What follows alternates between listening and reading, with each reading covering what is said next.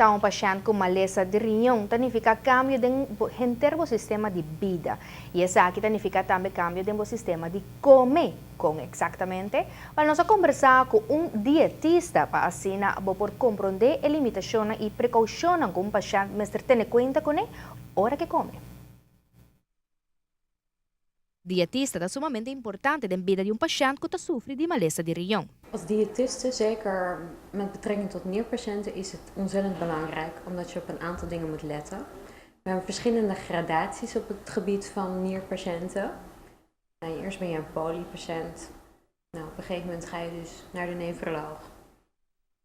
Dan word je dus een predialysepatiënt. En daarna, als hij bepaalt of zegt van dat je nierpatiënt bent of dat je moet gaan starten met dialyseren, zijn er twee keuzes. Dan hebben we het dus over peritoneale dialyse en over hemodialyse. Patiënten din ko adaptar interna sistema de alimentação. De predialyse dieet betekent het eiwit beperken. We gaan ook gelijk beginnen met een natriumbeperking. En in sommige gevallen gaan we ook kalium beperken. Zeker als je een dialysepatiënt bent, dan gaan we ook kalium beperken. En kalium is eigenlijk een stofje wat heel erg lijkt op zout, dus op natrium. Geen zout bestaat niet. Okay. Wel een natriumbeperking. En dan praat ik over natriumbeperking van 2000 milligram per dag. Waarom het zo belangrijk is om complicaties te verminderen, zeker ook als je dialyseert. Als we praten over kalium, als je dus te veel kalium gebruikt, kan je dus hartritmestoornissen krijgen.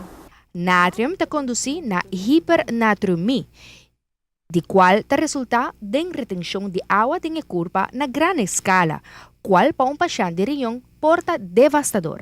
Meester media quantidade de substância ng aki ding alimentação diario. Als we praten over kalium, dan moet je gewoon heel globaal denken aan groente en fruit. Maar ook bepaalde producten zoals batata douche, plantain. Dat zijn producten die bronnen zijn of heel erg rijk zijn aan kalium.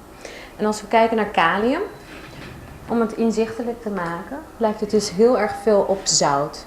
Aanbevolen hoeveelheid aan groente en fruit, tenminste fruit in dit geval, is 2 stuks per dag. Helaas is patilla wel een vruchtsoort met extra veel water.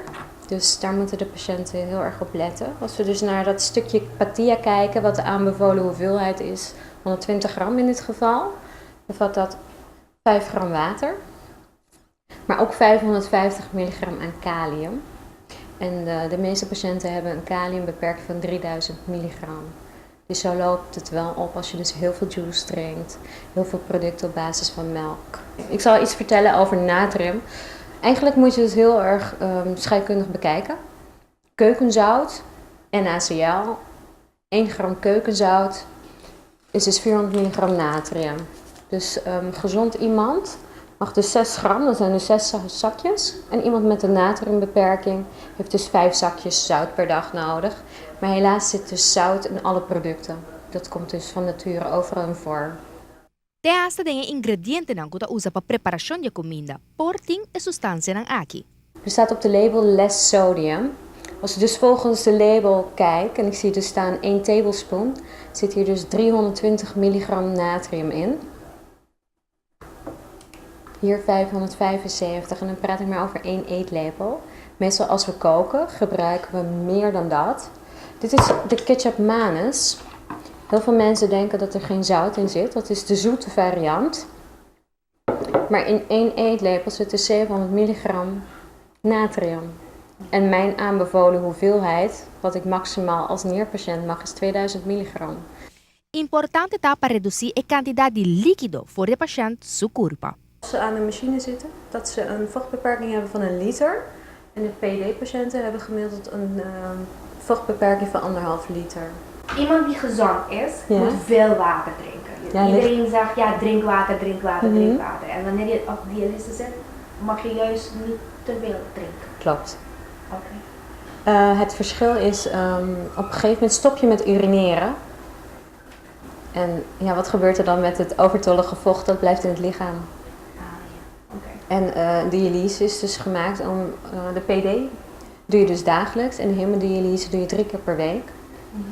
Dus als je dagelijks dialyseert, dan kan ik me voorstellen hè, dat Ja. de vocht 1,5 is. Maar als je dus niet meer plast, ja, dat is dan heel vervelend. Qualche paciente opibiata subestimata e candidati líquido con nata consumi per dia. Bampone si nanta restringir na 1 liter per dia e sa che ta conta per tur tipo di liquido. Tanto un cup di juice, un tè, un sopi, ta conta. Siguro un vida di un paciente con malesa di rion non ta nada facile, perché non si notizia ta dedicarsi man aqui na conscientização em conexão com di rion esta já webs. Próximo, também nos que agregar com saúde 5. Nós também também para o rato que ito na malesa de rion, na próxima edição, qual da Jaranzong Award pa 8 rimay.